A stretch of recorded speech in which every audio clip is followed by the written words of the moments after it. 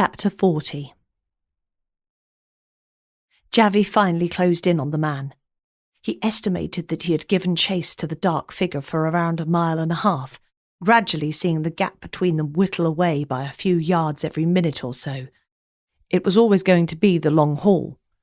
Just how long on this hot day was farther than Javea's estimation as he set off. Most criminals would run away on the off chance that they got away with it, testing the water before giving up quite easily. If you didn't get away in the first 1/2 mile, then you were never going to get away. The longer time went on, the more opportunity the police chasing had to call for support, cars, helicopters and the like, and that was the end of the chase. Javea didn't have much in the way of backup. He could have called Kiki and asked her if she could locate a car in the nearby area, but seeing as he was chasing an unknown man for an unknown reason, it would be low on the list of priorities. As for a helicopter, that was well out of the question. But this guy was still going, flinching as he put as much effort in as he had to get away from the policeman and the curious woman chasing him. Angelica was around 20 yards behind Javea, who himself was about the same distance from the flare. She had no idea how she managed to keep up, but put it down to adrenaline coursing through her veins.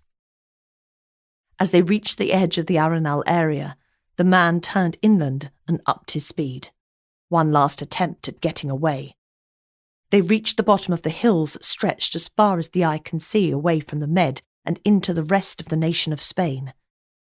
The change in speed caught Javea off guard. He lost momentum and felt his diaphragm fight against his extra effort. He resisted the urge to vomit, and then he got back on with the job in hand. Angelica had anticipated the move.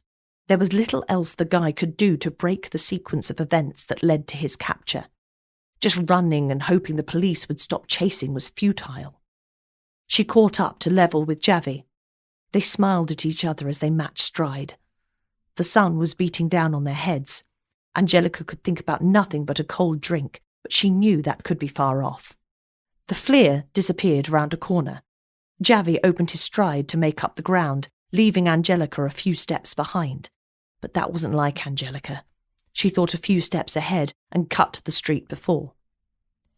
Javea chased hard up the hill, but found that his legs betrayed him.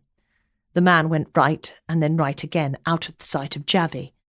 The detective kicked the ground, looking at the maze of streets and houses in front of him.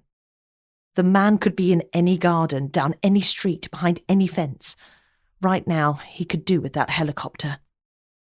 The man smiled as he walked slowly back down the hill, breathing deeply to restore the oxygen levels in his blood.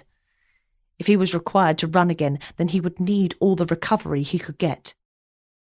Looking up at the sky, he crouched down, walking as close to the ground as he could. He crept, trying not to give his position away in case those pursuing him were listening for any sound, any marker that could give away his location. He turned the corner with a smile that indicated he felt he had won.